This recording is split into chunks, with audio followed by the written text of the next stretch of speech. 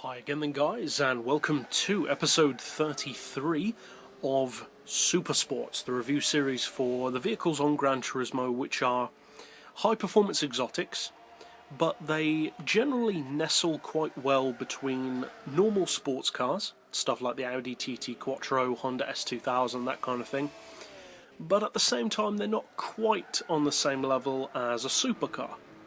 For instance, an SLR McLaren, Enzo, etc. These are vehicles which sit between those two extremes, and it's a very popular class. Many of the best-selling exotic cars in the world are supersports models rather than full-on supercars. And many supersports cars have certain distinct advantages over full-on supercars, such as their price. Supercars are generally very expensive.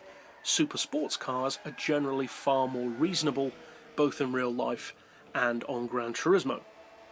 And in this particular pick, we are discussing one of my personal go-to cars on Gran Turismo 6 when it comes to purely fun driving.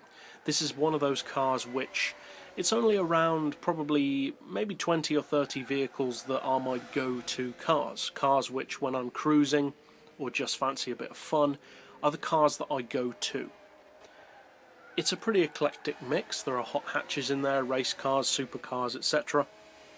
And as I said, this is one of those vehicles that I go to when I want to have a cruise or just have a bit of driving fun. And the car is the Aston Martin DB7. This is a car which is very easy to overlook on Gran Turismo, probably one of the easiest supersports cars to overlook in fact, because at the end of the day, the majority of Aston Martin's cars on the game are more eye-catching. They have a more impressive spec, and the majority of them are also super sports cars. So why go for this one in particular? Does it have any particular advantages over other Aston Martins, for instance? But also in the broader scheme of things, how does it compare to something like a Maserati, a Ferrari, a Lamborghini, etc.?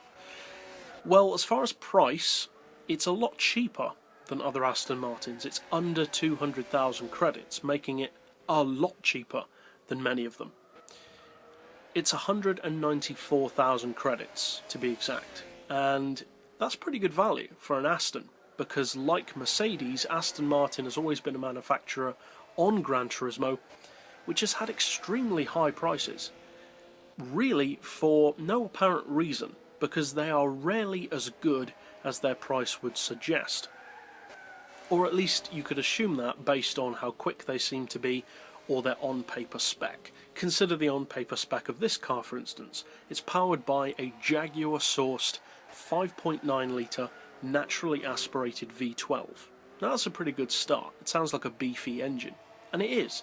It puts out 659 horsepower without a supercharger or a turbo. But at the same time, 659 horsepower is no way near the top level even of the supersports category. So how good can it really be? At least if it were lightweight, it could make up for that lack of power compared to some with power to weight ratio and nimbleness. But it's not that light either.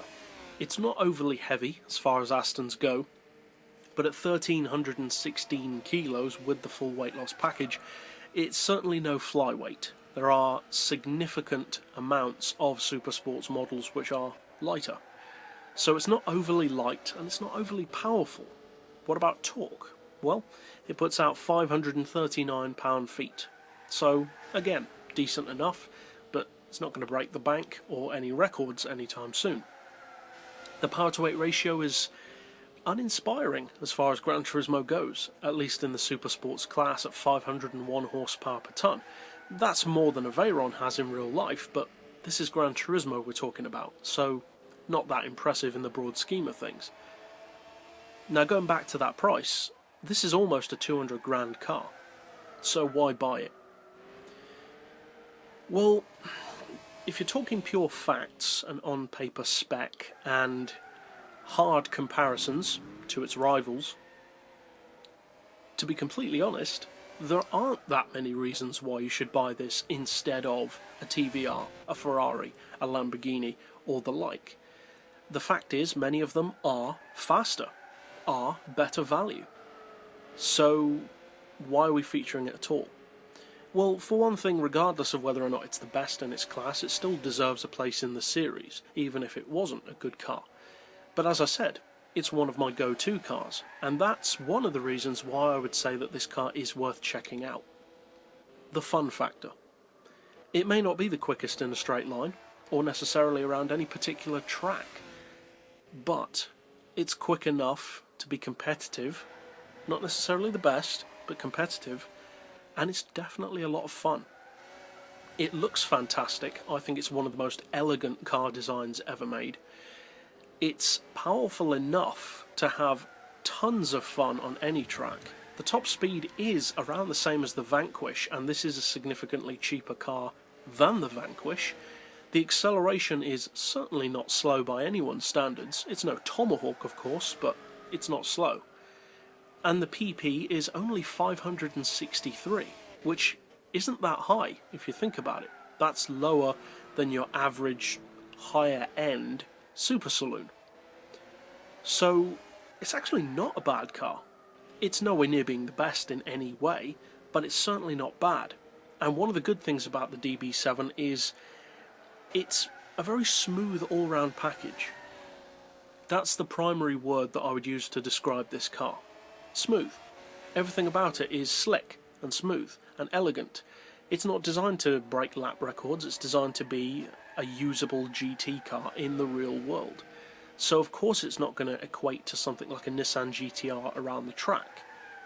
Can it give a GTR a run for its money though? At the 560 pp level, yeah, I'd say it can.